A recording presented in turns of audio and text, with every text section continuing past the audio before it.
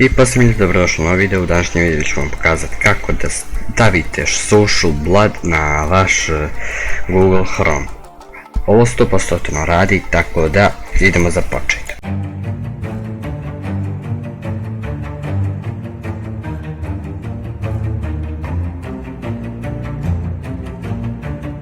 Prvo uđite u vaš Google Chrome.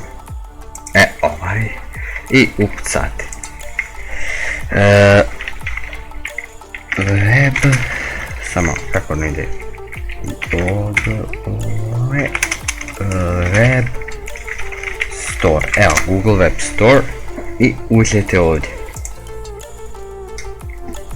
Sad kada smo ovdje, vidite ovdje imate dosta stvari, imate ovo kao Office, imate svašta, ali to nas ne interesuje. Mi tražimo sada Social Blood.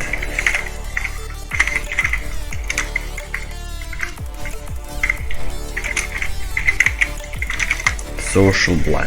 I ovo prvo moramo pritisnuti i pritisnemo dodaj u Chrome. I onda pritisnemo to kao add example i pravljenje. Sad ovdje ukucamo našu email adresu, šifru i to je to. Sad ću ja to na brzaka ukucat, tako da pauzirat ću pa vidimo se. 2000 years later.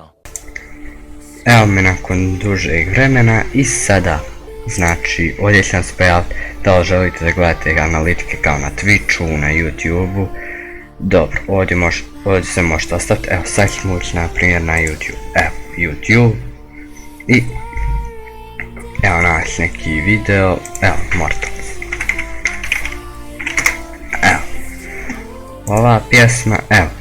I sad ovdje će nam se pojaviti to. Dobro, pauziraj zbog audija i evo vidite, ovdje sve, ovdje vam sve piše, tako da evo i provjerite.